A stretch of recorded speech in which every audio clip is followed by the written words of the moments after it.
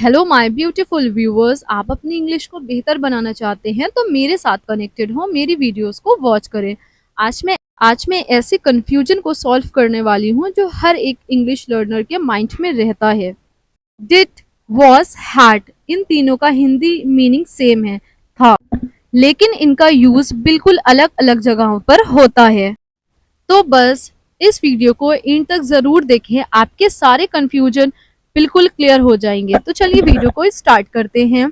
Did कब use होता है? डिड किसी क्रिया के पास्ट के लिए, मतलब जब काम एक्शन में हो तब डिड का यूज करते हैं।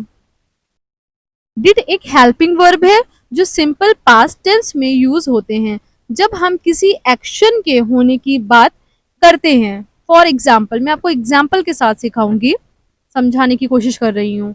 स्ट्रक्चर पहले आप देख लिए। डिड सब्जेक्ट वर्ब की फर्स्ट फॉर्म ऑब्जेक्ट, और फिर सब्जेक्ट वर्ब की सेकेंड फॉर्म। जब डिड का यूज होगा तो वर्ब की फर्स्ट फॉर्म लगेगी।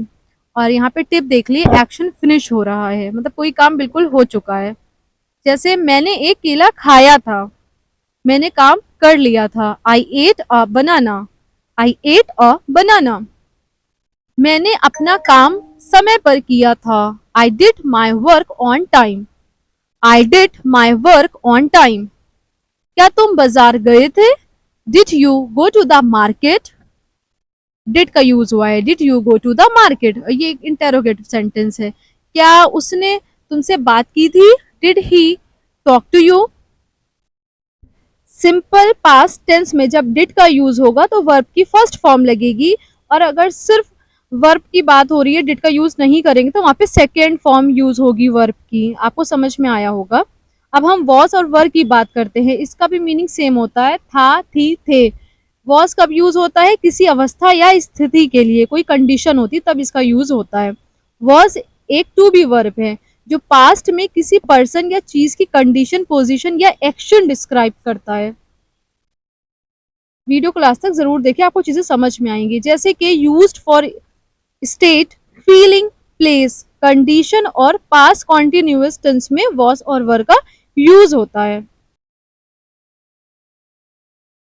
एक बार आप स्ट्रक्चर समझ लिए। सब्जेक्ट वॉज वर्ड लगेगा, फिर वर्ब की जहां यहाँ पे वर्ब के साथ आईएनजी ऐड हो जाएगा जब ये पास्ट कॉन्टिन्यूअस में होगा। वॉज का यूज होता है ही, शी, इट, सिंगुलर नेम के साथ, सिंगुलर नाउन के साथ। और वर का यूज होता है यू, वी, दे के साथ। आपको चीजें क्लियर हुई होंगी। मैं परेशान था, आई वॉज अपसेट। यहाँ पे वो अपनी फीलिंग बता रहा है कि मैं परेशान था। मैं वो स्कूल में थी, शी वॉज एट स्कूल। यहाँ पे प्लेस की बात हो रही तो आप यहाँ समझ सकते हैं, शी वॉज एट स्कूल। वो मौसम बहुत अच्छा था, द वेदर वॉज नाइस। यहाँ पे भी हमारी फीलिंग है, मतलब वो मौसम अच्छा था ना, द वेदर वॉज नाइस। वो खाना बना रही थी, ये पास्ट कॉन्टिन्यूअस टेंस का सेंटेंस हो गया। शी वॉज कुकिंग फूड, तभी आईएनजी वर्ब में आईएनजी ऐड हो गया, शी वॉज कुकिंग फूड। क्या तुम कल घर पर थे? ये एक इंटेरोगेटिव सेंटेंस है, और यहाँ पर वर का यूज इस वजह से हुआ है क्योंकि यहाँ पे प्लूरल सब्जेक्ट की बात हो रही है, यू है। Were you at home yesterday, were you at home yesterday. अब हैड की बात करते हैं। हैड की भी हिंदी था, थी, थे होती है, और यहाँ इसका यूज कब करते हैं तो चलिए जानते हैं।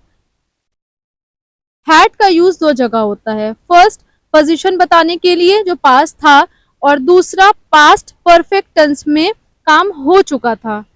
इन दो जगहों पर हम हैड का यूज करते हैं। आई होप आपको समझ में आया होगा। Also use to show possession, relation and disease in the past. जब कोई बीमारी की बात हो, कोई रिलेशन हो, तब भी हैड का यूज होगा। स्ट्रक्चर आप देख लिए, बहुत सिंपल सा है। सब्जेक्ट हैड प्लस ऑब्जेक्ट, ये पोजेशन का स्ट्रक्चर है। मेरे पास एक साइकिल थी, मेरे पास कोई सामान है। आई हैड अ बाइकल, तो यहाँ पे यूज होगा आई हैड अ बाइकल। उसके पास पैसे थे, he had money, he had money.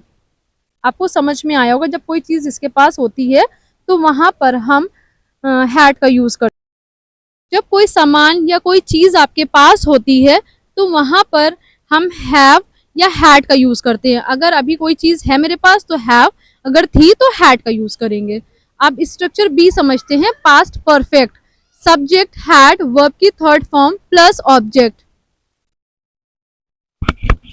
जब मैं पहुंचा फिल्म शुरू हो चुकी थी, ये पास्ट परफेक्ट का सेंटेंस है। यहाँ पे सिंपल सेंटेंस भी यूज हो रहा है, पास्ट परफेक्ट भी यूज हो रहा है। When I arrived the movie had started.